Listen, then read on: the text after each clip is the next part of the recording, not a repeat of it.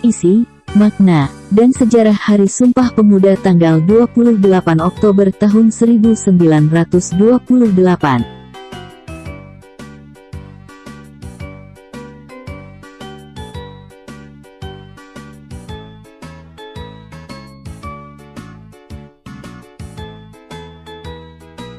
Isi dan makna Sumpah Pemuda tanggal 28 Oktober tahun 1928 memiliki arti mendalam bagi sejarah bangsa Indonesia. Berikut ini penjelasannya.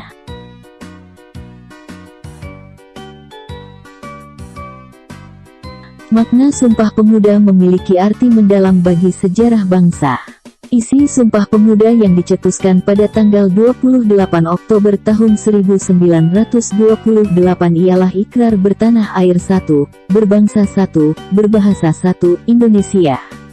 Sumpah Pemuda tercetus dalam Kongres Pemuda II tanggal 28 Oktober tahun 1928.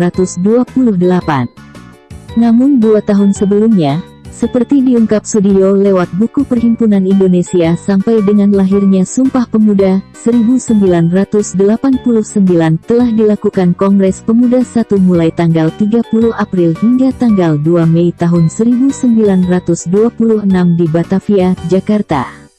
Kongres Pemuda I atau Kerapatan Besar Pemuda dihadiri oleh perwakilan dari Perhimpunan Pemuda-Pemudi termasuk Jong Java, Jong Sumatera Nenbon, Jong Ambon, Sekar Rukun, Jong Islam Yetenbon, Studi Rendeng Minahasairs, Jong Bataksbon, Pemuda Kaum Teosofi, dan masih banyak lagi.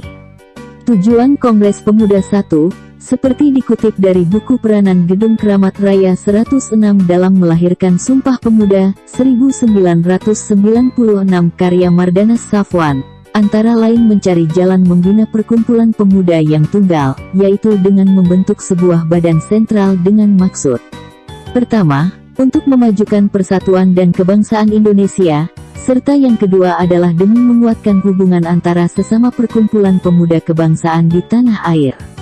Namun, Kongres Pemuda I diakhiri tanpa hasil yang memuaskan bagi semua pihak lantaran masih adanya perbedaan pandangan. Setelah itu, digelar lagi beberapa pertemuan demi menemukan kesatuan pemikiran. Maka, disepakati bahwa Kongres Pemuda II akan segera dilaksanakan.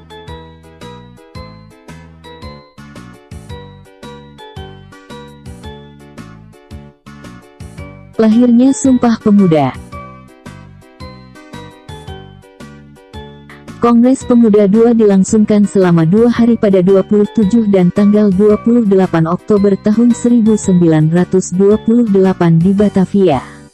Hari pertama, Kongres menempati Gedung Katoliki Jonglingenbon atau Gedung Pemuda Katolik, sedangkan Kongres di hari kedua diadakan di Gedung OS Java, sekarang di Jalan Medan Merdeka Utara, Jakarta Pusat.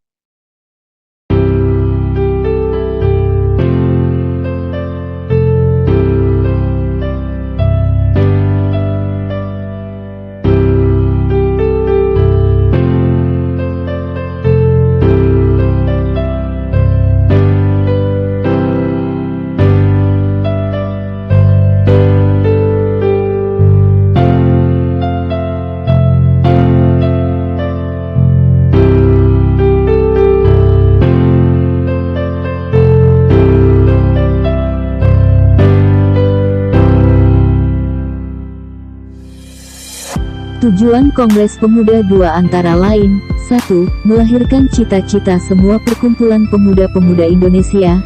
2. Membicarakan beberapa masalah pergerakan pemuda Indonesia. Serta 3. Memperkuat kesadaran kebangsaan dan memperteguh persatuan Indonesia. Kongres ini diikuti oleh lebih banyak peserta dari Kongres pertama, termasuk Perhimpunan Pelajar-Pelajar Indonesia PPPI, Jong Java, Jong Sumatera Nenbon, Jong Bataksbon, Jong Islam Yetenbon, Pemuda Indonesia, Jong Celebes, Jong Ambon, Katoliki Jonglingenbon, Pemuda Kaum Betawi, Sekar Rukun dan lainnya. Hadir pula beberapa orang perwakilan dari pemuda peranakan kaum Tionghoa di Indonesia dalam Kongres Pemuda II ini, seperti Oi Kai Siang, John Lau Choan Hock, dan Chiu Jien Kui, namun asal organisasi perhimpunan mereka belum diketahui.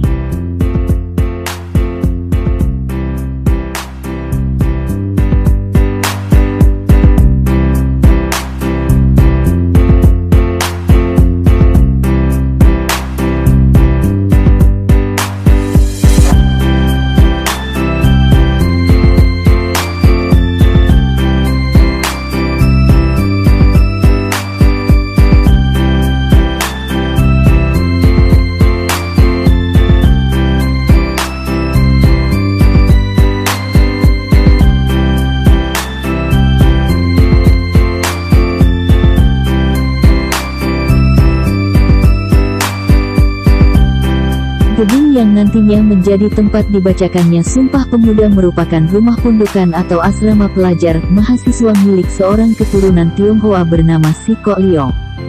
Gedung yang terletak di Jalan Kramat Raya 106, Jakarta Pusat, ini kini diabadikan sebagai Museum Sumpah Pemuda. Adapun susunan Panitia Kongres Pemuda II, seperti yang dituliskan Ahmad Syafi'i Marif melalui buku Islam dalam Bingkai Keindonesiaan dan Kemanusiaan, 2009 adalah sebagai berikut. Ketua, Sugondo Jojo Puspito PPPI. Wakil Ketua, RM. Joko Marsaid, Jong Java. Sekretaris, Muhammad Yamin, Jong Sumatranen Bon. Bendahara, Amir Syarifuddin, Jong Bataks Bon. Pembantu I, Johan Muhammad Kaid, Jong Islamiyeten Bon. Pembantu 2, R. Katja Sungkana, Pemuda Indonesia. Pembantu 3, RCI. Senduk, Jong Selebes. Pembantu 4, Yohanes Leimena, Jong Ambon. Pembantu 5, Muhammad Rohjani Sud, Pemuda Kaum Betawi. Hadir pula Wage Rudolf Supratman yang memainkan lagu Indonesia Raya di Kongres Pemuda II dengan alunan biolanya. Lagu Indonesia Raya juga dinyanyikan untuk pertama kalinya dalam kongres ini oleh Doli Salim yang tidak lain adalah putri dari Haji Agus Salim. Isi dan makna Sumpah Pemuda. Setelah melalui prosesi panjang selama 2 hari, maka pada tanggal 28 Oktober tahun 1928, para peserta Kongres Pemuda II bersepakat merumuskan 3 janji yang kemudian disebut sebagai Sumpah Pemuda. Adapun isi Sumpah Pemuda adalah sebagai berikut. Pertama, kami putra dan putri Indonesia, mengaku bertumpah darah yang satu, tanah air Indonesia.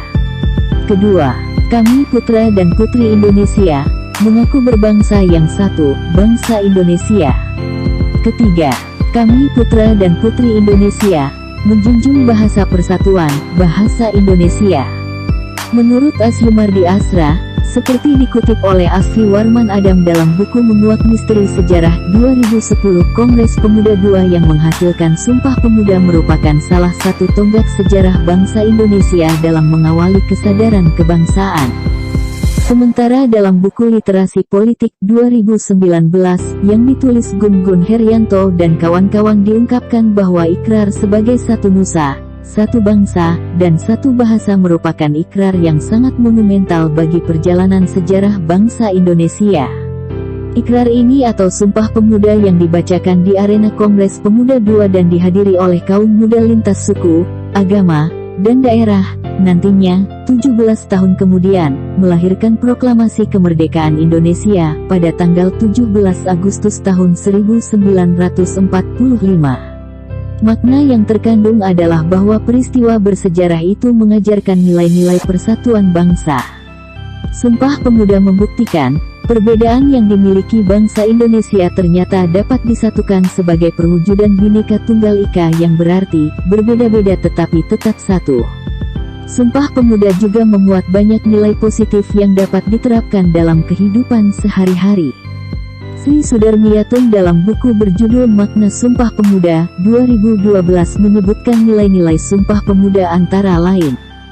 Nilai patriotisme, gotong royong, musyawarah untuk mufakat, cinta tanah air, kekeluargaan, persatuan dan kesatuan, kerukunan, kerjasama, cinta damai, serta tanggung jawab.